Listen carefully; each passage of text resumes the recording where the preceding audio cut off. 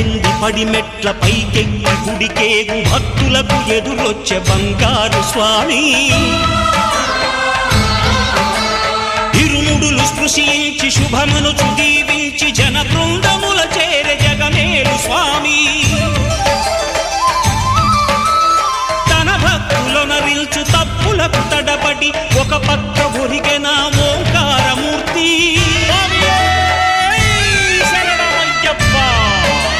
స్వాములందరూ తనకు సాయము కాగా ధీమంతుడై లేచే ఆ కన్య స్వామి